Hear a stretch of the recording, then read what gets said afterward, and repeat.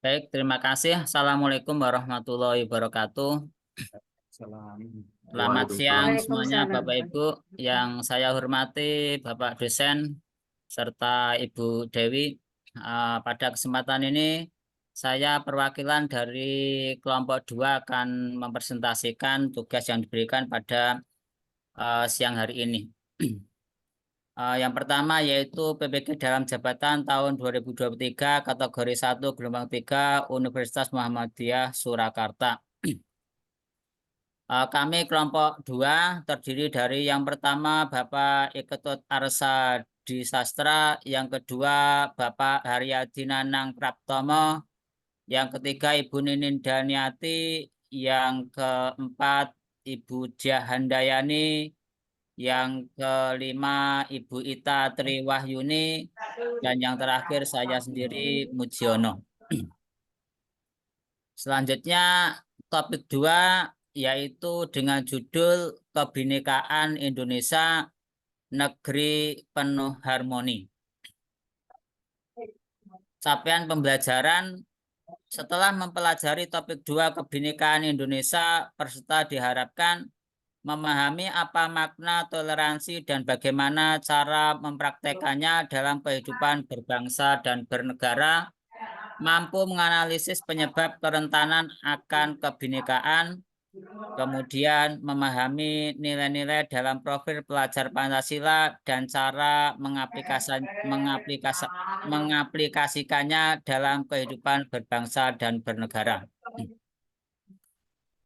Mulai dari diri, yaitu pertanyaan pemantik, apakah Anda berasal dari keluarga yang beragam?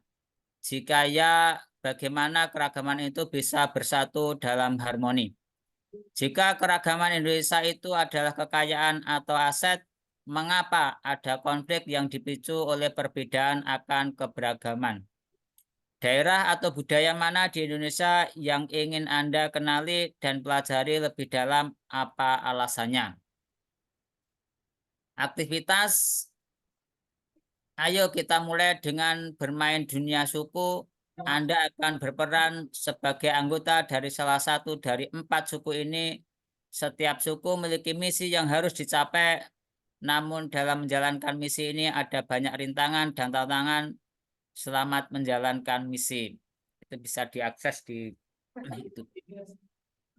Kemudian refleksi, masuk ke refleksi. Buatlah catatan refleksi dan diskusi untuk menjawab beberapa poin di bawah ini.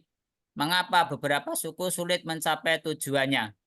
Apa saja yang menjadi kendala untuk mencapai tujuan?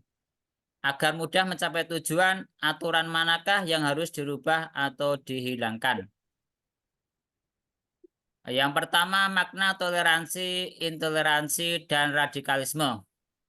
Toleransi adalah sikap saling menghormati, saling menerima, dan saling menghargai di tengah keragaman budaya, kebebasan berekspresi, dan karakter manusia. Ini sumbernya di bawahnya. Kemudian intoleransi, tindak kekerasan atas dasar diskriminasi terhadap suku, agama, ras, dan atau antar golongan, SARA, merupakan segala bentuk pembedaan, pengecualian, pembatasan, atau pemilihan berdasarkan pada SARA yang mengakibatkan pencabutan atau pengurangan pengakuan, perolehan, atau pelaksanaan atas hak asasi manusia dan kebebasan dasar dalam suatu kesetaraan. Ini tercantum dalam Permendikbud nomor 18 tahun 2015 pasal 6. Radikalisme adalah sikap atau tindakan menentang salah satu dari 4 pilar kenegaraan, yaitu NKRI, Pancasila, Bhinneka Tunggal Ika, UUD 1945. Yang kedua, beragam praktek toleransi di berbagai pelosok negeri. Ya, toleransi di sekolah. Siswa SMP Kristen Yahya Bandung melakukan kunjungan ke SMP Muhammadiyah 8 Bandung. Program yang diberi nama Breakdown the Walls ini bertujuan untuk membangun jembatan pemahaman dan meruntuhkan tembok prasangka. Ini sumbernya berdasarkan screenshot itu. Kemudian toleransi di pesantren untuk menumbuhkan sikap toleransi dan pemahaman terhadap budaya lain. Dalam satu kamar ditempatkan para santri yang berasal dari berbagai daerah, baik Jawa, luar Jawa, dan maupun yaitu santri dari luar negeri. Kemudian konsep ya. Toleransi di masyarakat, toleransi antar umat beragama di Kabupaten Tambrau, Papua Barat menjadi contoh yang indah. Panitia yang bertugas pada perayaan hari besar umat Kristen adalah umat Islam, begitu juga sebaliknya. Itu sumbernya itu Bapak Ibu. Kemudian tantangan intoleransi yang meninggi. Nah, itu konsepnya seperti itu bisa diakses.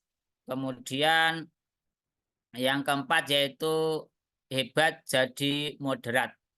Apa itu moderasi beragama? Moderasi beragama berarti cara beragama jalan tengah sesuai pengertian moderasi tadi. Dengan moderasi beragama, seseorang tidak ekstrim dan tidak berlebih-lebihan saat menjalani ajaran agamanya. Orang yang mempraktekannya disebut moderat. Samakah moderasi beragama dengan moderasi agama? Tidak sama. Agama tidak perlu dimoderasi karena agama itu sendiri telah mengajarkan prinsip moderasi, keadilan, dan keseimbangan. Jadi bukan agama yang harus dimoderasi, melainkan cara penganut agama dalam menjalankan agamanya, itulah yang harus dimoderasi. Tidak ada agama yang mengajarkan ekstremitas, tapi tidak sedikit orang yang menjalankan ajaran agama berubah menjadi ekstrim. Yang keempat yaitu profil pelajar Pancasila. Pelajar Pancasila ada 6 indikator pelajar Pancasila. Yang pertama beriman, bertakwa kepada Tuhan Yang Maha Esa, dan berakhlak mulia. Yang kedua profil pelajar Pancasila yaitu mandiri. Yang ketiga bernalar kritis. Yang keempat kreatif. Yang kelima bergotong royong. Dan yang terakhir yaitu berkebinekaan global.